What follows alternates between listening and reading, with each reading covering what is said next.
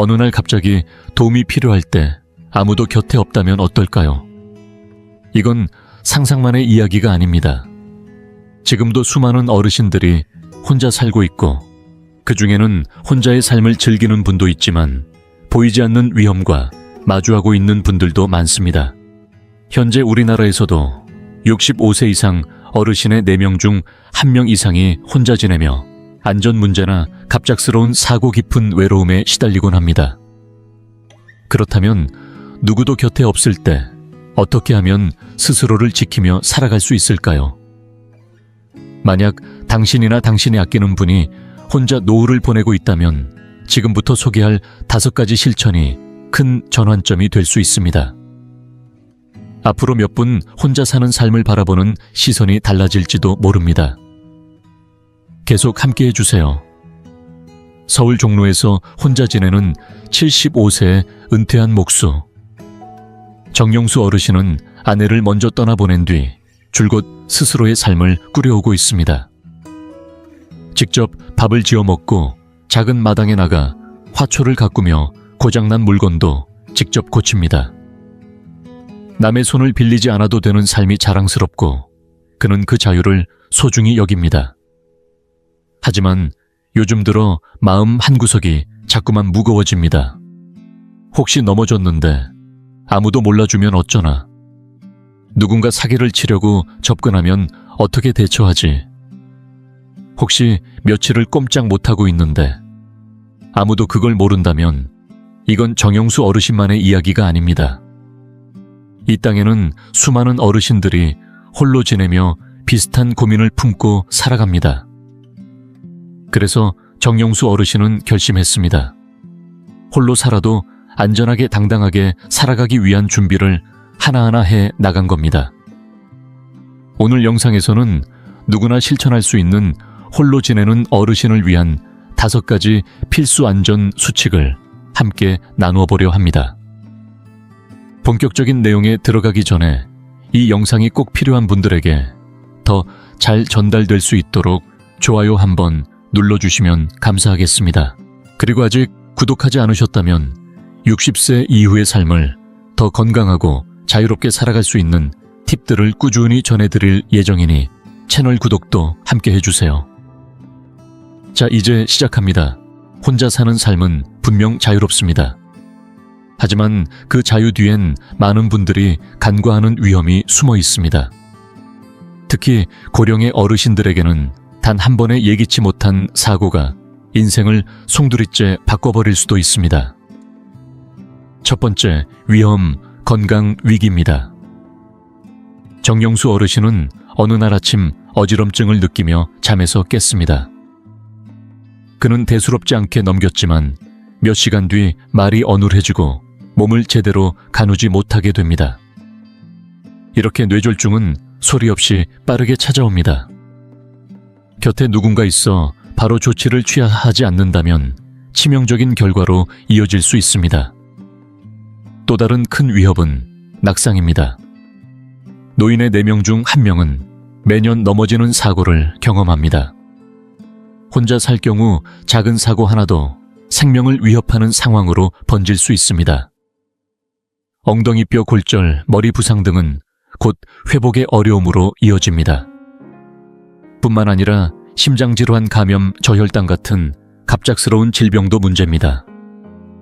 주변에 이상 징후를 눈치채줄 사람이 없다면 가벼운 증상도 곧 위급한 상태로 악화될 수 있습니다. 두 번째 위협은 보안 문제입니다. 정영수 어르신은 한 통의 전화를 받은 적이 있습니다. 자신을 은행 직원이라고 주장하는 사람이 계좌 정보 유출을 막겠다며 개인정보를 요구했던 겁니다. 다행히 그는 사기임을 눈치채고 전화를 끊었지만 많은 어르신들이 이 같은 수법에 속아 수백만 원을 잃기도 합니다.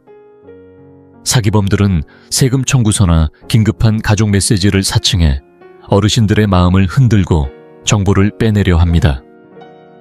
그리고 그 위협은 전화나 이메일만이 아닙니다. 늦은 밤 불 꺼진 집, 헐거운 자물쇠에 열린 창문 하나가 도둑에게는 기회가 됩니다. 경계심이 낮아지면 그만큼 위험은 커집니다. 그리고 세 번째, 사람들이 잘 이야기하지 않는 가장 조용한 위험 외로움과 고립입니다. 예전엔 매일 저녁 아내와 마주 앉아 하루를 나누던 정영수 어르신. 지금은 집안이 조용합니다.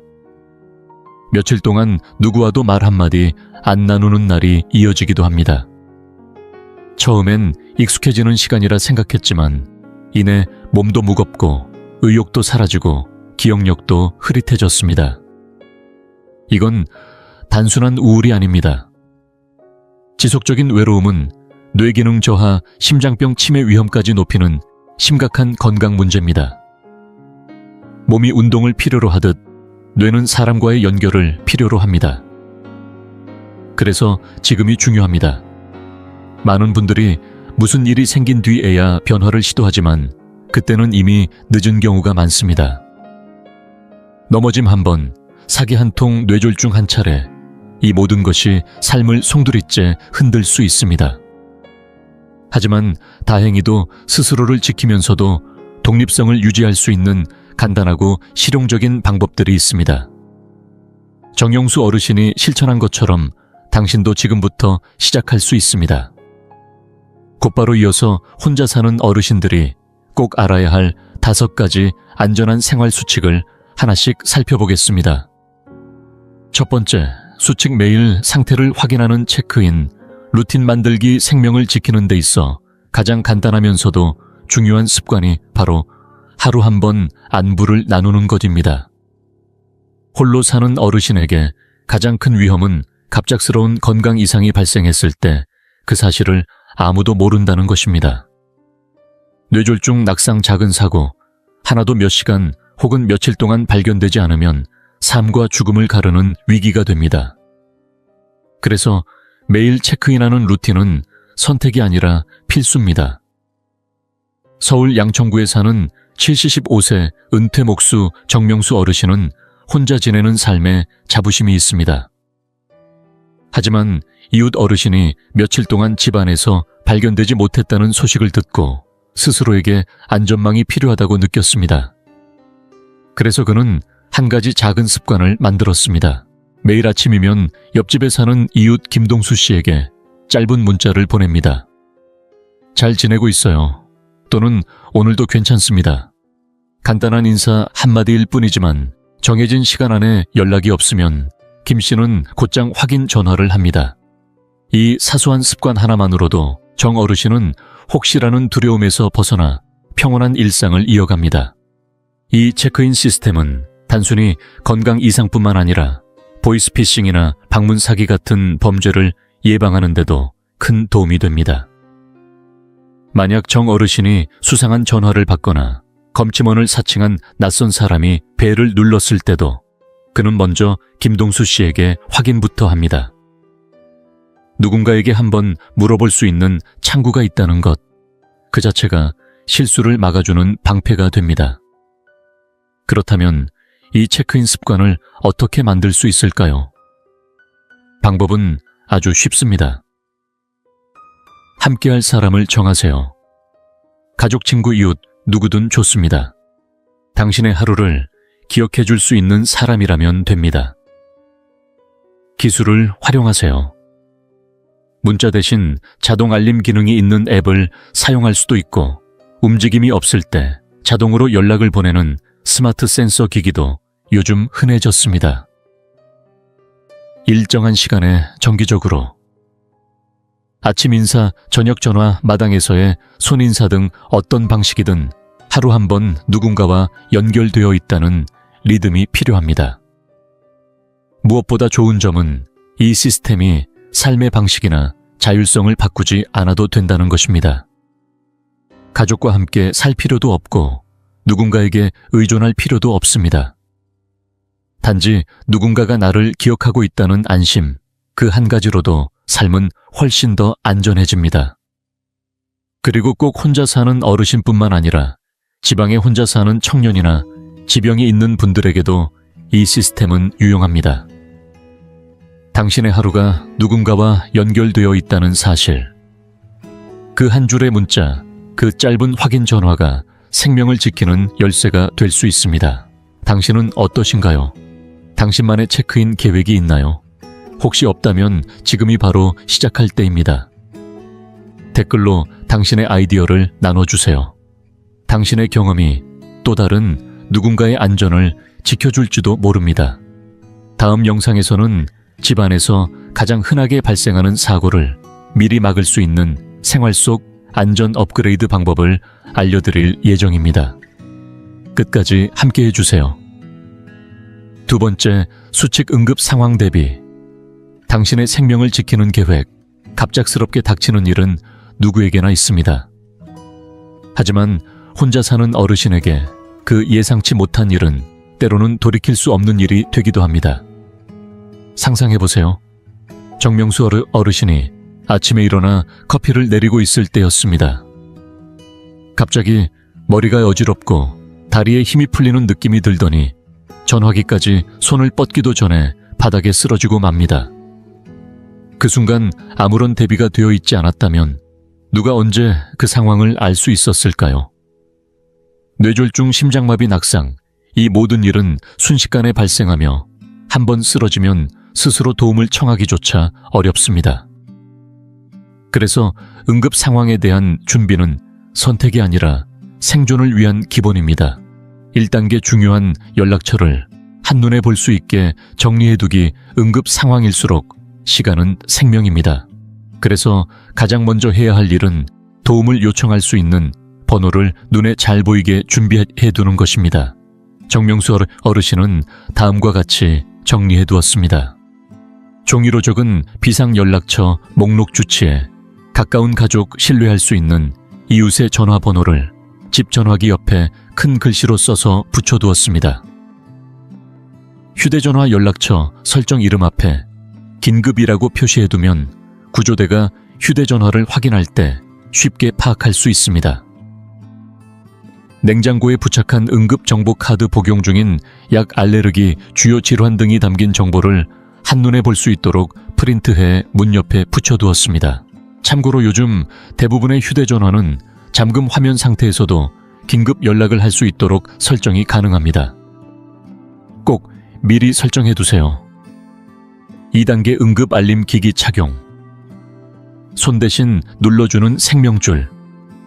전화기는 물론 도움이 되지만 정작 위급한 순간엔 그 전화기조차 손에 닿지 않을 수 있습니다. 그래서 정 어르신은 목에 작은 펜던트를 하나 걸고 다닙니다. 바로 버튼 하나만 누르면 바로 연결되는 응급 호출 장치입니다. 왜 이 장치가 필수일까요? 넘어져서 움직이지 못할 때도 자동으로 낙상을 감지하고 구조 요청을 보냅니다.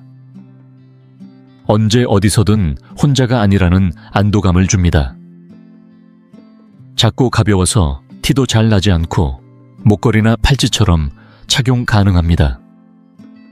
요즘은 손목형 옷에 클립으로 고정하는 방식, 심지어 외출 시 GPS 기능이 포함된 제품까지 다양하게 나와 있습니다. 가격이 부담스러우시다면 구청이나 복지관을 통해 저렴한 지원 프로그램도 확인해보세요. 3단계 각 방마다 비상탈출 계획 세우기. 응급 상황은 질병뿐만이 아닙니다. 화재, 가스, 누출, 낯선 사람의 침입도 혼자 사는 어르신에게는 큰 위협이 됩니다. 정 어르신은 각 방마다 이렇게 대비하고 있습니다. 부엌에서 불이 났을 때 나갈 수 있는 가장 빠른 경로 파악. 문을 두드리는 사람이 수상할 땐 절대 열지 않고 바로 김동수 씨에게 전화로 확인. 자기 전에는 손 닿는 곳에 손전등 두기. 비상시 구조대가 들어올 수 있도록 현관에 열쇠 보관함 설치. 60초 이내에 안전하게 나갈 수 있는 동선을 직접 걸어보며 점검. 이렇게 준비한다고 해서 두려움 속에 살아야 하는 것은 아닙니다. 오히려 스스로를 지키는 준비가 되어 있을 때 혼자서도 끝까지 독립적이고 품위 있는 삶을 살아갈 수 있습니다. 당신의 집에는 이런 계획이 있나요? 어떤 응급 상황에도 대비할 수 있는 작은 팁이 있다면 댓글로 함께 나눠주세요. 당신의 경험이 누군가의 삶을 지켜줄 수 있습니다. 하지만 건강과 관련된 위험만 있는 건 아닙니다. 지금부터 다룰 다음 수칙은 조용히 다가오는 또 다른 큰 위기를 막을 수 있는 결정적인 열쇠입니다. 계속 함께 해주세요. 세 번째, 수칙 집안 보안 강화. 혼자 살아도 결코 쉬운 표적이 되어선 안 됩니다. 혼자 사는 삶은 조용하고 평온할 수 있습니다. 누구의 방해도 받지 않고 나만의 리듬으로 하루를 꾸릴 수 있는 자유로움이 분명 존재하죠. 하지만 그 고요함 속에는 생각보다 많은 위험이 숨어 있습니다. 사기꾼이나 절도범들에게 있어 혼자 사는 노인은 가장 취약하고 손쉬운 대상으로 여겨지기 쉽습니다. 그러나 진실은 분명합니다. 우리는 약자가 아니라는 사실을 스스로 증명할 수 있습니다. 서울 마포구에서 홀로 살아가는 75세의 정명수 어르신은 수년간 스스로의 안전을 지키기 위한 노력을 게을리하지 않았습니다. 괜찮겠지 라는 안일함 대신 그는 스스로 지킬 수 있는 방법을 하나하나 실천해 왔습니다. 그리고 지금 그가 실천하는 보안 수칙은 누구나 따라 할 수 있을 만큼 간단하면서도 강력합니다. 우선 집에 물리적 보안을 강화하는 것부터 시작해야 합니다. 많은 사람들이 모르고 지나치지만 절도범의 상당수는 들어갈 만한 집인지를 외관만 보고 판단합니다. 정 어르신은 가장 먼저 현관문의 자물쇠를 튼튼한 이중 잠금 장치로 교체했습니다.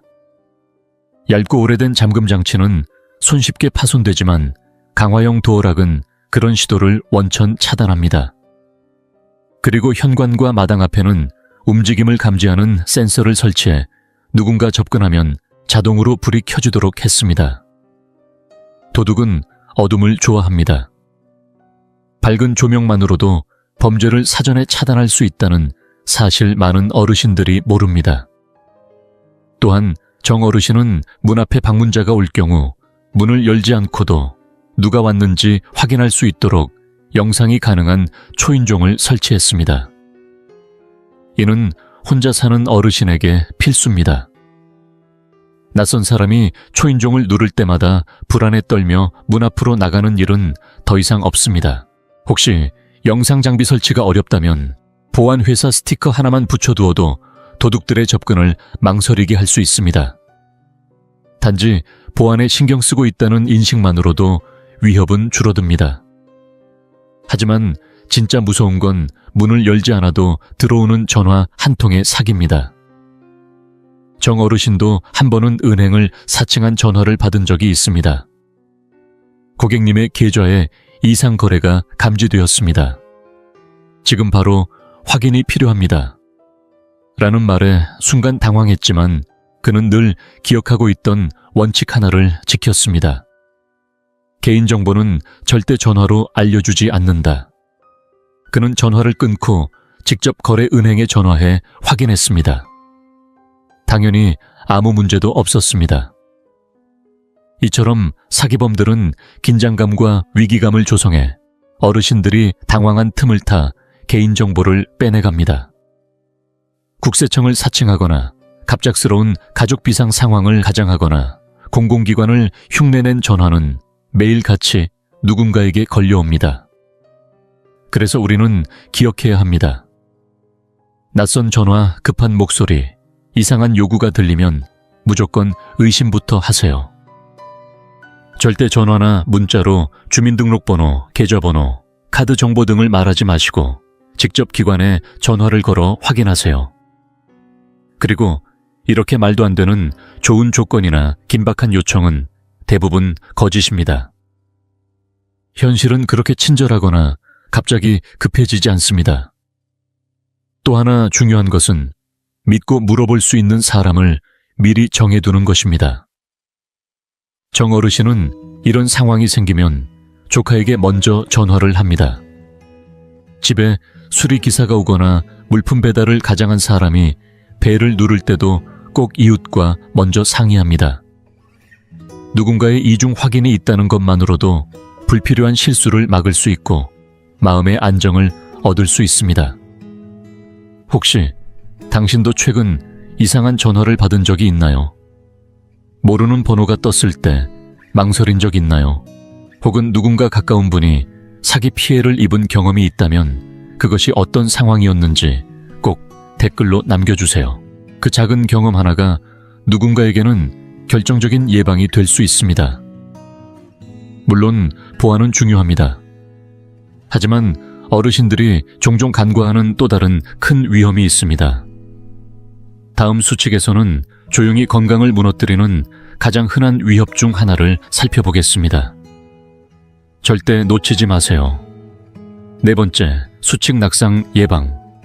작은 변화가 만들어내는 큰 안전 우리 몸은 나이가 들수록 느려지고 반응 속도도 줄어듭니다. 그렇기에 아주 사소한 움직임 하나, 작은 실수 하나가 예기치 못한 큰 사고로 이어지곤 합니다. 특히 낙상은 노년층 응급실, 내원 사유 1위1 정도로 흔하면서도 위험한 사고입니다. 실제로 매년 수많은 어르신들이 집안에서 넘어진 뒤 골절 타박상 심하면 수술까지 필요한 부상을 입습니다. 하지만 다행히도 낙상은 충분히 막을 수 있습니다. 아주 간단한 생활 속 변화만으로도 말이죠.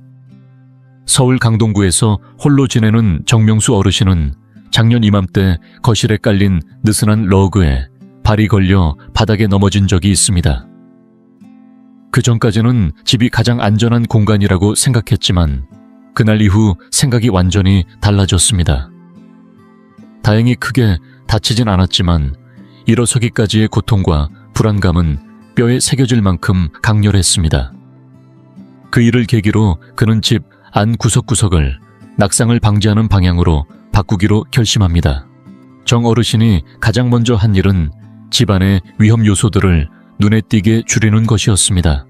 욕실에는 미끄럼 방지 바닥 매트를 깔고 병이 옆과 샤워실 벽에는 튼튼한 손잡이를 설치했습니다. 특히 젖은 타일 바닥은 가장 큰 위험 요소였기에 매번 욕실을 사용할 때마다 물기를 닦는 습관도 함께 들였습니다. 또한 복도와 계단에는 어두운 조명을 모두 LED 밝은 조명으로 교체하고 전기선이나 연장선 같은 장애물이 바닥에 놓이지 않도록 정리했습니다. 정 어르신은 레이어구도 모두 고정형으로 바꾸었고 미끄러지는 매트는 아예 없애버렸습니다. 작은 턱 하나도 밝은 조명 아래에서는 다르게 보인다 는 말처럼 빛 하나가 사고를 막는 강력한 수단이 될 수 있습니다. 하지만 아무리 환경을 바꾸어도 몸이 따라주지 않으면 소용이 없습니다. 그래서 정 어르신은 매일 아침 거울 앞에서 5분 동안 가벼운 스트레칭과 균형 운동을 실천하고 있습니다. 의자에 앉았다 일어서기를 반복해 다리 근육을 단련하고 복도에서 발끝과 뒤꿈치를 맞대며 걷는 연습으로 중심 잡는 능력을 기르고 있습니다. 발목은 천천히 원을 그리듯 돌려가며 유연하게 유지하고 손과 팔도 가볍게 움직여 혈액순환을 돕습니다. 그는 말합니다. 몸은 쓰지 않으면 점점 잃어버린다. 하루 5분이면 괜찮다. 특별한 운동기구도 필요 없습니다. 꾸준히 움직이고 스스로를 점검하는 것만으로도 넘어질 가능성을 현저히 줄일 수 있습니다. 하지만 세심하게 준비했어도 사고는 예상치 못한 순간에 일어날 수 있습니다. 그래서 마지막으로 준비해야 할 건 넘어졌을 때의 대처 방법입니다. 정 어르신은 항상 주머니나 허리춤에 휴대폰을 넣고 다니며 집안 어디에 있든 쉽게 손이 닿을 수 있도록 합니다. 더불어 몸이 움직이지 않을 상황을 대비해 목에 걸 수 있는 응급 호출 장치도 착용하고 있습니다. 만약 낙상의 충격으로 전화를 사용할 수 없게 되면 버튼 하나로 구조 요청이 가능한 이 장치는 그야말로 생명의 끈이 되어줄 수 있습니다. 그리고 그가 꼭 연습하는 또 하나의 습관이 있습니다. 만약 실제로 넘어진다면 당황하지 않고 침착하게 몸을 옆으로 돌리고 무릎을 꿇은 자세로 천천히 앉은 후 천천히 일어나는 동작을 반복적으로 익혀둔 것입니다. 이러한 훈련은 위급한 순간에도 자신의 몸을 컨트롤할 수 있는 힘이 되어줍니다. 혹시 여러분은 집안에서 낙상을 막기 위해 어떤 노력을 하고 계신가요? 바닥 정리 조명 교체, 혹은 간단한 운동이라도 꾸준히 실천하고 계신다면 그 소중한 경험을 댓글로 나눠주세요. 당신의 이야기가 누군가의 넘어짐을 막는 계기가 될 수 있습니다. 그리고 많은 분들이 놓치고 있는 것이 하나 더 있습니다. 아무리 몸을 단단히 만들고 환경을 정비해도 홀로 사는 삶에서 진짜 위험은 외로움 속에 숨겨져 있을 수 있습니다. 다음 이야기에서는 고립이 건강에 미치는 영향과 어떻게 하면 혼자 살아도 외롭지 않게 지낼 수 있는지 함께 나누겠습니다. 절대 놓치지 마세요. 5번째, 수칙, 사회적 연결 유지. 고립은 보이지 않는 위험입니다. 혼자 산다고 해서 반드시 외롭다는 뜻은 아닙니다. 하지만 현실은 그리 단순하지 않습니다. 많은 어르신들이 홀로 지내는 삶과 외로움을 구분하지 못한 채 조용히 그리고 천천히 안으로 무너지고 있습니다. 겉으론 멀쩡해 보여도 속으로는 말 한마디 나눌 사람이 없다는 생각에 무기력해지고 그 고요함은 결국 건강마저 갉아먹는 고독감이 되어버립니다. 연구에 따르면 지속적인 외로움은 하루에 담배 15개비를 피우는 것만큼이나 심혈관 질환과 치매 조기 사망의 위험을 높인다고 합니다. 그만큼 외로움은 단순한 감정이 아니라 분명한 건강 리스크입니다. 서울 은평구에서 홀로 사는 75세의 정명수 어르신도 처음엔 이 사실을 실감하지 못했습니다. 아내가 세상을 떠난 뒤 조용한 저녁 식사와 텅 빈 방 안에서의 생활에 익숙해졌고 그는 스스로에게 이렇게 말하곤 했습니다. 나는 혼자 있는 게 편해. 정막도 나쁘지 않아. 하지만 시간이 흐르면서 몸이 달라졌습니다. 예전보다 더 쉽게 피곤해지고 잠이 깊이 들지 않았으며 하루가 길고 무의미하게 느껴졌습니다. 그는 알게 되었습니다. 이건 편안함이 아니라 삶이 점점 색을 잃어가고 있다는 신호였습니다. 그리고 어느 날 우연한 계기로 모든 것이 바뀌었습니다. 동네 철물점에서 우연히 만난 옛 친구가 그에게 인근 구립문화센터에 목공 동아리를 권했습니다. 처음엔 망설였습니다. 오랜만에 모임에 나가는 것도 낯선 사람들과 어울리는 것도 불편했기 때문입니다. 하지만 무언가 마음속에서 한 번쯤은 가보자는 생각이 들었고 결국 그는 모임에 참석하게 됩니다. 그날 이후 정 어르신의 하루는 완전히 달라졌습니다. 나무 냄새가 가득한 공간에서 누군가의 이야기 소리에 웃고 자신의 손끝에서 만들어지는 작품에 몰입하며 마음 한구석이 다시 살아나는 기분을 느낄 수 있었습니다. 이젠 누군가와 전화 한 통을 나눌 수 있고 길을 가다 마주치는 얼굴이 반가운 인연이 되었고 무언가 궁금하거나 위급할 때 기댈 수 있는 작은 공동체가 생긴 것이죠. 이 경험은 우리 모두에게 중요한 사실을 말해줍니다. 사회적 연결이란 늘 누군가 곁에 있어야 한다는 뜻이 아니라 필요할 때 손 내밀 수 있는 사람이 있다는 뜻입니다. 어디에 사시든 얼마나 오랫동안 혼자 지내셨든 지금부터 다시 연결을 시작할 수 있습니다. 정 어르신이 실천한 방법처럼 동네 주민센터나 구립복지관에서 운영하는 취미 모임 독서회, 실버 체육 강좌 등은 적극적으로 참여하면 작은 변화의 시작이 되어줍니다. 가족이나 친구에게 짧은 전화 한 통만으로도 하루의 기분이 달라질 수 있고 신앙 공동체나 자원봉사 활동은 더욱 깊은 관계를 만들어주기도 합니다. 요즘은 스마트폰만 있으면 비대면 모임도 참여할 수 있습니다. 같은 관심사를 가진 사람들과 온라인으로 대화하는 것만으로도 충분히 연결감을 느낄 수 있습니다. 중요한 건 처음 한 발을 내가 내딛는 것입니다. 처음에는 어색하고 낯설 수 있습니다. 하지만 그 불편함을 지나면 웃음과 이야기 함께 나눌 수 있는 따뜻한 손길이 기다리고 있습니다. 정 어르신은 말합니다. 나는 몰랐어. 내가 얼마나 그 시간들을 그리워했는지. 이제는 하루가 다르게 느껴져. 누가 내 안부를 궁금해해 준다는 것, 그게 이렇게 큰 힘이 될 줄 몰랐지. 당신은 어떤 방식으로 사람들과 연결되고 계신가요? 혼자 사는 시간을 건강하게 보내기 위해 실천하고 계신 방법이 있다면 댓글로 함께 나눠주세요. 당신의 작은 이야기가 누군가의 고립을 막아주는 따뜻한 다리가 되어줄 수 있습니다. 혼자 산다고 해서 반드시 외로운 건 아닙니다. 연결을 향해 단 한 걸음만 내디뎌도 모든 게 달라질 수 있습니다. 정명수 어르신은 아주 작은 변화부터 시작했습니다. 매일 안부를 주고받는 습관, 응급 상황 대비, 집안 보안 점검, 낙상 예방, 그리고 사람들과의 소통까지. 이 5가지를 실천하면서 더는 혹시라는 불안을 걱정하지 않게 되었습니다. 스스로 준비되었다는 확신이 생긴 거죠. 이제는 당신 차례입니다. 오늘부터 어떤 실천을 해보시겠어요? 아래 댓글로 알려주세요. 그리고 이 영상이 도움이 되셨다면 이 정보가 꼭 필요한 분께 전해주세요.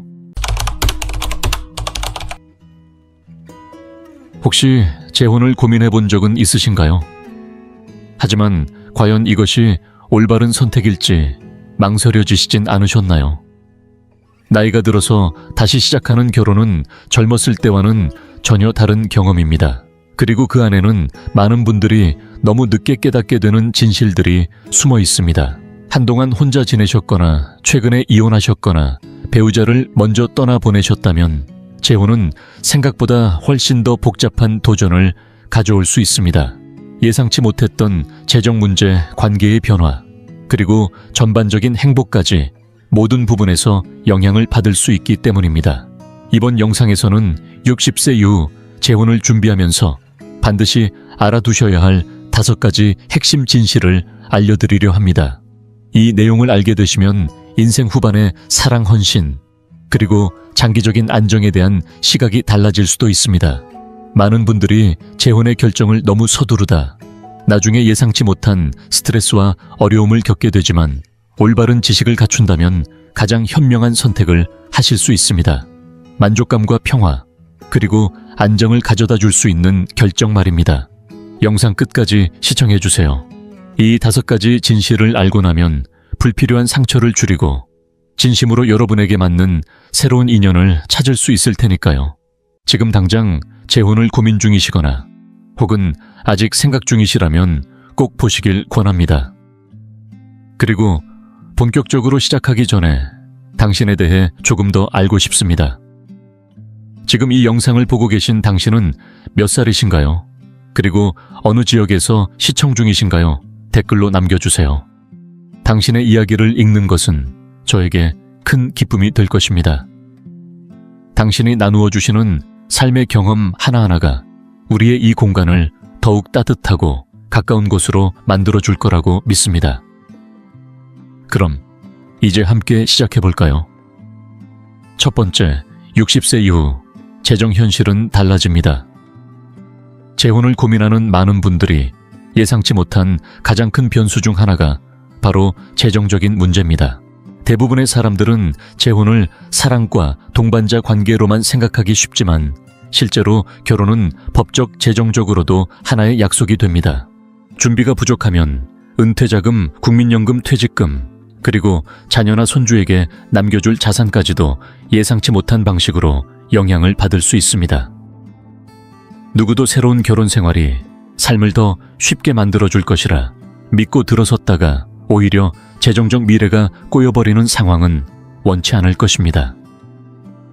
특히 국민연금과 같은 정부 혜택이 어떻게 달라질 수 있는지를 잘 모르는 분들이 많습니다. 예를 들어 배우자가 사망한 뒤 전 배우자의 가입 기록으로 연금을 받고 계셨다면 재혼 후 그 혜택이 줄어들거나 아예 사라질 수 있다는 사실이 충격적으로 다가올 수 있습니다. 이러한 변화는 생활비 마련에 직접적인 타격을 주기 때문에 결혼 전 반드시 확인해야 할 부분입니다. 또한 배우자 연금이나 유족연금처럼 재혼 시 소멸되거나 제한되는 조건이 붙는 혜택들도 있습니다.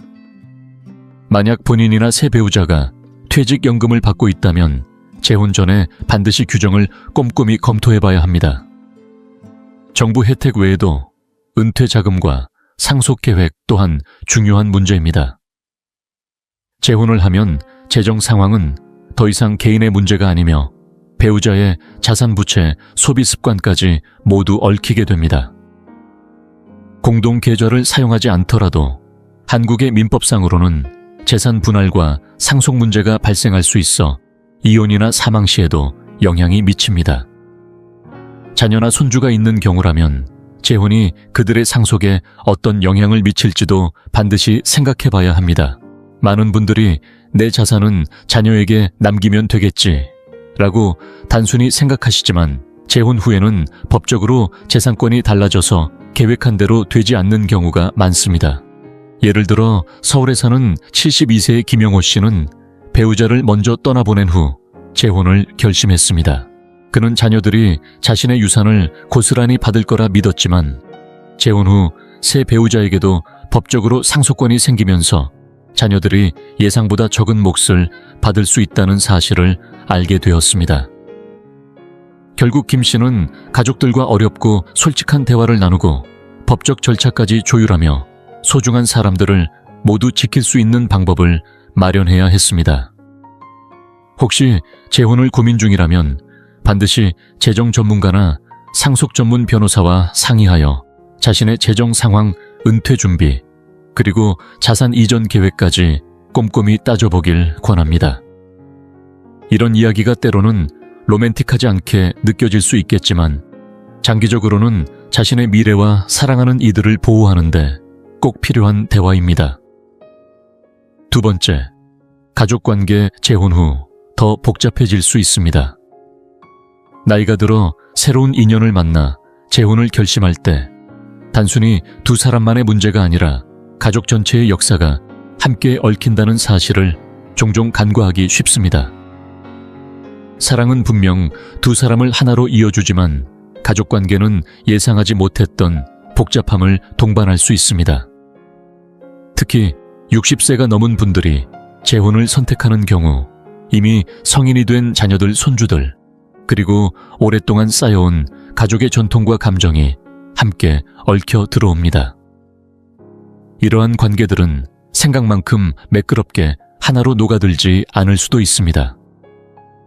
가장 큰 도전 중 하나는 바로 성인 자녀들의 반응입니다. 부모님의 행복을 진심으로 바라는 자녀들도 있지만 동시에 부모님의 새로운 인연에 대해 마음 한구석에 복잡한 감정을 품게 되는 경우도 적지 않습니다. 돌아가신 부모님에 대한 충성심 혹은 새로운 배우자가 가족 전통이나 재산 분배에 영향을 미치지 않을까 하는 걱정이 뒤섞이기 마련이죠.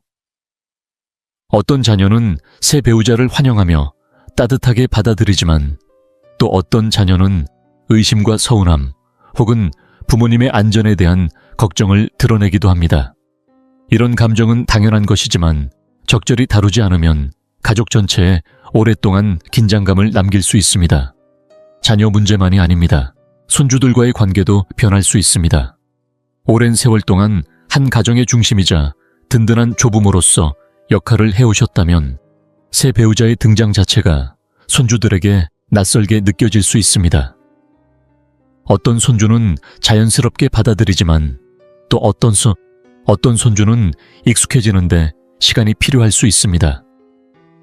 이는 새로운 배우자의 가족도 마찬가지입니다. 상대방의 자녀나 손주와 관계를 맺으려면 서로의 전통과 기대를 존중하며 인내심을 가지고 접근해야 합니다. 또 하나 중요한 부분은 재혼이 상속과 재정 문제에 미치는 영향입니다. 많은 분들이 돈이 중요한 건 아니야 라고 생각하시지만 현실에서는 자녀들이 새 배우자가 기존 유언장을 바꾸거나 재산 계획을 변경해서 부모님의 유산이 줄어드는 게 아닐까 걱정하는 경우가 많습니다. 사실 이런 걱정은 탐욕에서 비롯된다기보다는 부모님의 평생의 수고가 온전히 가족에게 전해지길 바라는 마음에서 비롯되는 경우가 더 많습니다. 대구에 사는 68세의 이정순 씨 이야기를 들어보세요. 그녀는 10년 넘게 혼자 지내다가 재혼을 결심했을 때 자녀들이 기뻐해 줄 거라 믿었습니다. 하지만 막상 재혼 이야기를 꺼내자 자녀들은 상속 문제, 명절에 누구와 시간을 보낼지, 그리고 새로운 집 문제까지 연달아 걱정을 쏟아냈습니다. 그녀도 자녀들의 사랑을 믿었지만 동시에 새로운 결혼 생활이 가족의 조화를 위해 얼마나 많은 대화와 이해가 필요한지를 절실히 깨달았습니다. 결국 그녀는 자녀들과 솔직하게 대화를 나누며 재혼으로 달라지는 것과 달라지지 않는 것을 분명히 하고 모두가 납득할 수 있도록 설명해야 했습니다.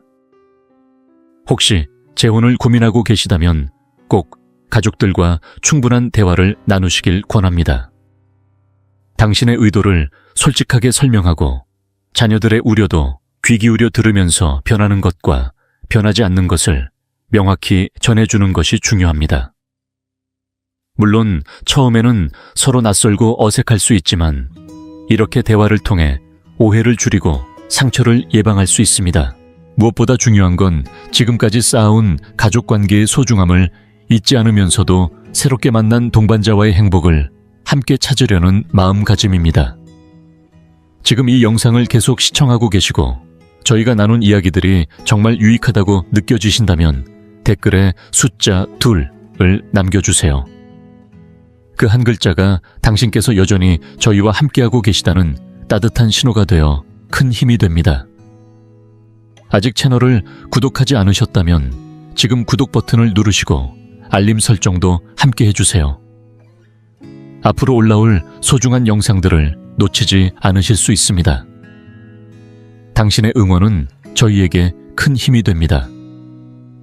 당신 덕분에 저희는 정보를 전하고 마음을 나누며 조금이나마 희망의 빛을 전할 수 있는 영상을 계속 만들 수 있습니다.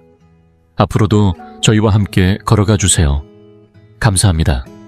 세 번째, 이 시기에 달라지는 감정적 기대와 관계의 새로운 모습. 젊은 시절 결혼을 생각할 때는 함께 가정을 꾸리고 아이를 키우고 집을 마련하고 경력을 쌓아가는 삶을 떠올리곤 했습니다. 그러나 60세 이후의 결혼은 그때와는 사뭇 다릅니다.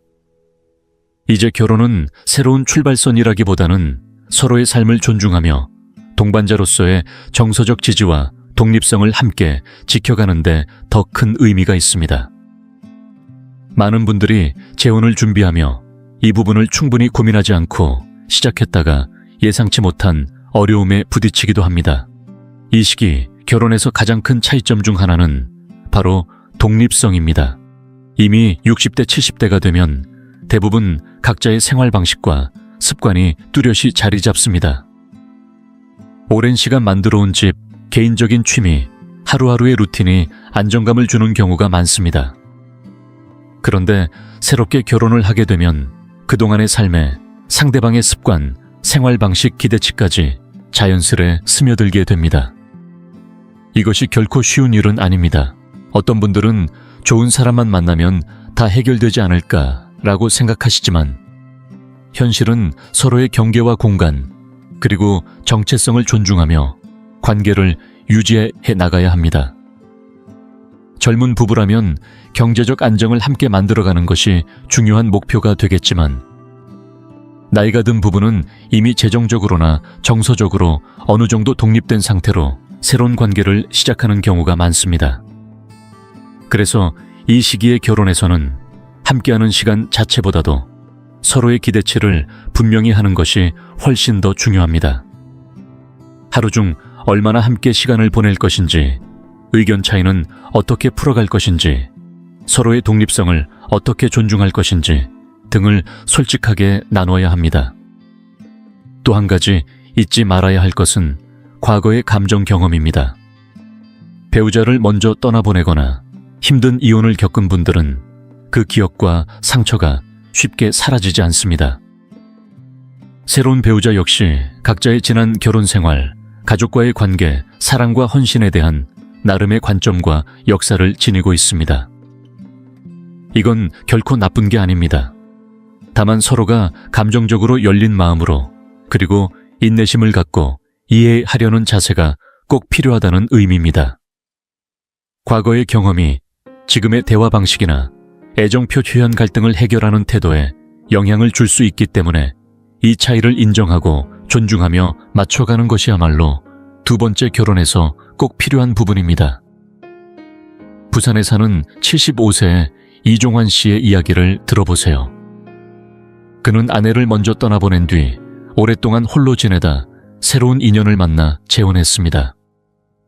그러나 예상했던 것과 달리 새로운 결혼 생활은 첫 번째 결혼과는 전혀 달랐습니다. 첫 번째 부인은 수십 년 동안 함께 살면서 서로의 생활 리듬이 몸에 밴 동반자였습니다. 하지만 새 아내는 오랜 시간 이혼 상태로 독립심이 강했고 그에게는 낯선 부분이 많았습니다. 이 씨는 처음에는 혼란스러웠지만 시간이 지나면서 서로의 독립성을 존중하고 지나온 과거와 비교하지 않으면서 새로운 결혼의 독특한 리듬을 찾아갔습니다. 이렇게 둘만의 방식을 만들어가는 데는 솔직한 대화와 이해심이 큰 역할을 했습니다. 혹시 지금 재혼을 고민하고 계시다면 스스로에게 꼭 물어보시길 바랍니다. 이 관계에서 진짜 원하는 것이 무엇인가요? 누군가와 함께 살아가는 동반자가 필요하신가요? 아니면 지금의 생활 리듬을 크게 바꾸지 않으면서 마음을 나눌 수 있는 관계를 원하시나요? 혹시 집을 함께 쓰며 살고 싶으신가요? 아니면 각자의 공간을 유지하면서도 정서적 유대감을 나누고 싶으신가요? 그리고 두 사람의 오랜 삶이 얽히게 될 준비가 되셨나요? 이 질문들에 대한 답을 찾으면 앞으로의 결혼 생활이 오해나 실망이 아니라 서로의 이해와 존중 위에 세워질 수 있을 것입니다. 네 번째, 생각보다 중요한 법적 고려사항 결혼은 단순히 감정적인 약속만이 아니라 동시에 법적 계약이라는 사실을 잊지 말아야 합니다. 특히 60세 이후에 재혼을 고민하고 계신다면 젊었을 때보다 훨씬 더 복잡한 법적 문제들이 얽힐 수 있다는 점을 반드시 기억해야 합니다. 많은 분들이 사랑만 있으면 되지 라고 생각하시지만 법적 문제를 충분히 이해하지 않고 재혼했다가는 예상치 못한 결과에 부닥칠 수도 있습니다. 먼저 살펴볼 부분은 상속 계획입니다. 결혼을 하면 배우자는 자동적으로 일정한 법적 상속권을 갖게 됩니다.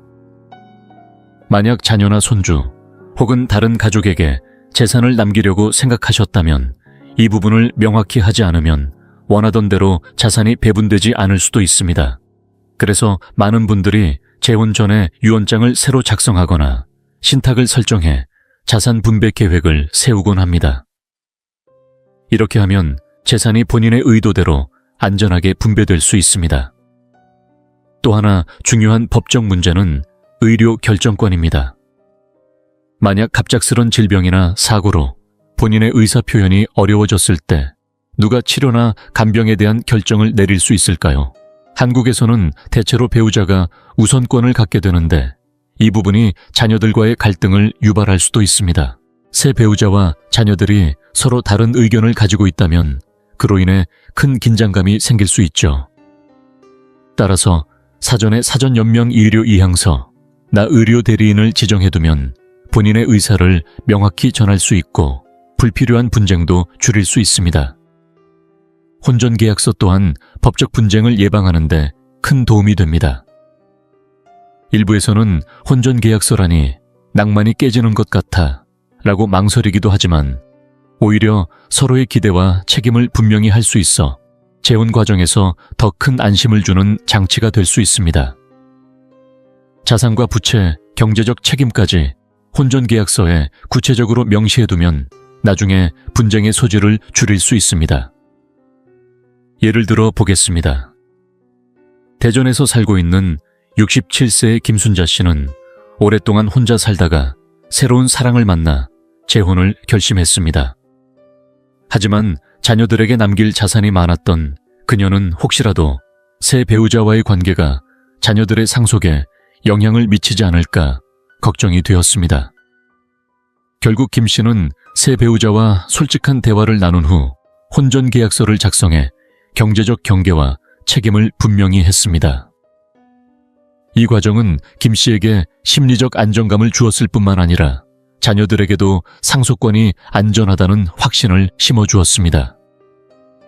법적 문제는 누구에게나 꺼려지는 이야기일 수 있습니다. 그러나 재혼을 고민하고 계신다면 반드시 한 번은 짚고 넘어가야 할 중요한 단계입니다. 가급적이면 상속 전문 변호사나 가사 전문 변호사와 상담해 나에게 맞는 맞춤형 계획을 세워보시길 권합니다. 이렇게 미리 준비하면 나중에 겪게 될 혼란이나 갈등을 크게 줄일 수 있어 결국에는 진정으로 안정적이고 행복한 관계를 만들어가는데 도움이 될 것입니다. 5번째, 나이가 들수록 달라지는 행복의 정의. 나이가 들수록 행복에 대한 우리의 이해는 점점 달라집니다. 젊은 시절의 결혼은 종종 미래를 설계하고 가정을 이루고 경제적 안정을 만들어가는 출발선으로 여겨졌습니다. 그러나 60세 이후의 결혼은 더 이상 새로운 시작이 아니라 이미 만들어온 삶 속에서 행복을 유지하고 즐기며 진정한 만족을 찾는 데 중심을 둡니다. 이제 재혼을 고민하는 시점이라면 꼭 스스로에게 물어봐야 합니다. 지금 이 시기에 내가 원하는 행복의 모습은 어떤 것인가? 많은 분들이 결혼만 하면 자동적으로 행복이 찾아올 것이라 기대하지만 사실 중년 이후의 행복은 예전과는 전혀 다른 모습으로 다가옵니다. 누군가에게는 동반자와 일상을 나누는 것이 행복일 수 있습니다. 또 다른 누군가에게는 독립성을 유지하면서도 특별한 순간을 함께하는 것이 더 큰 만족이 될 수 있습니다. 혹은 오랫동안 지켜온 생활 방식과 리듬을 유지하며 타협하지 않는 것도 행복의 한 방식일 수 있습니다.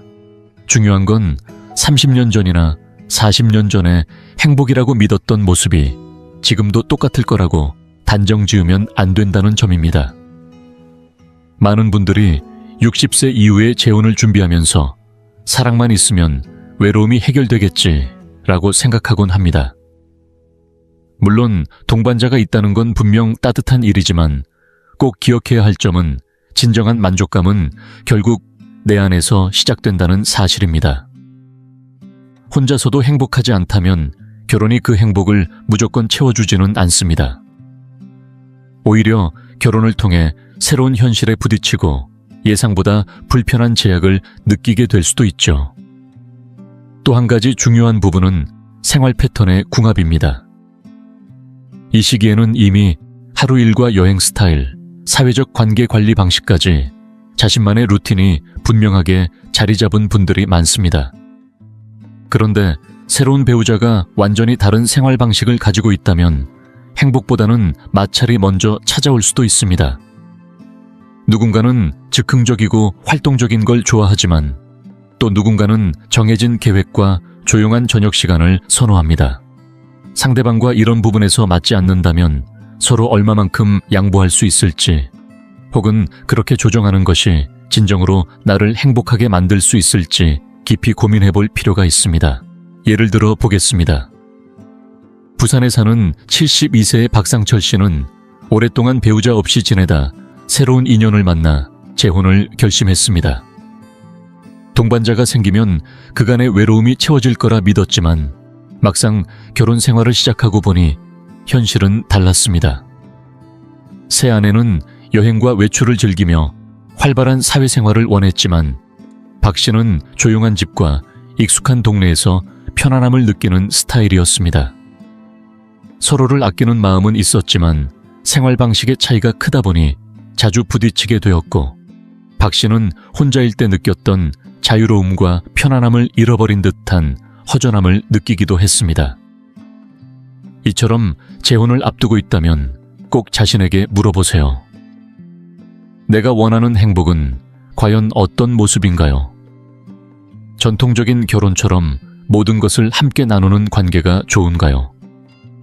아니면 각자의 공간을 유지하면서도 정서적으로 깊이 연결되는 관계가 더 행복할까요? 혹시 따로 살면서도 신뢰와 애정을 이어가는 형태가 더 나은가요? 정답은 없습니다. 중요한 건 내가 원하는 행복의 모습이 무엇인지 솔직하게 마주하는 것입니다. 그리고 어떤 선택을 하더라도 그것이 지금까지 쌓아온 삶의 평온과 만족을 해치기보다는 오히려 더 지켜주고 키워주는 방향이길 바랍니다. 이제 영상을 마무리하며 오늘 우리가 함께 살펴본 내용을 잠시 되짚어보는 시간을 가져보겠습니다. 60세 이후의 재혼은 분명 멋진 경험이 될 수 있지만 동시에 많은 분들이 간과하기 쉬운 현실적인 요소들이 함께 따른다는 점을 잊지 않으셨으면 합니다. 재정적인 문제부터 가족관계의 감정적인 기대, 법적 고려사항, 그리고 개인이 생각하는 행복의 정의까지 이 모든 것은 인생의 큰 결정을 내리기 전에 충분히 고민해봐야 할 중요한 부분들입니다. 이 시기의 결혼은 단순히 과거의 전통을 따르는 것이 아닙니다. 무엇보다 중요한 건 지금의 나에게 진정으로 도움이 되는 선택을 하는 것입니다.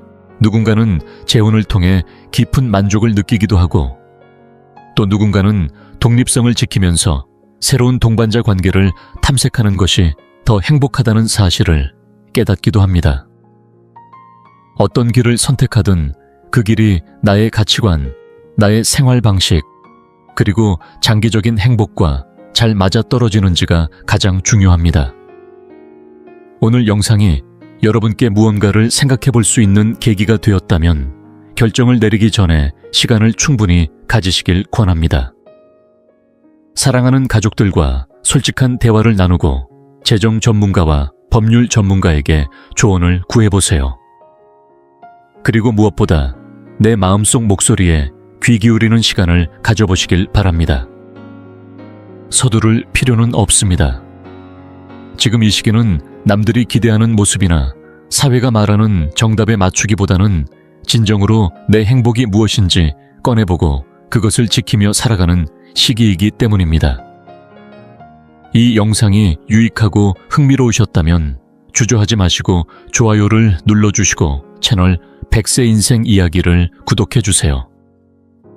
또한 이 영상이 필요할 것 같은 분들에게 공유해 주시면 큰 힘이 됩니다.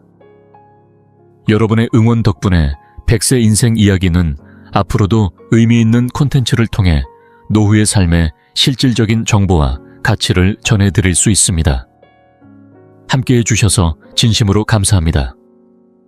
다음 영상에서 다시 뵐 수 있기를 기대하겠습니다.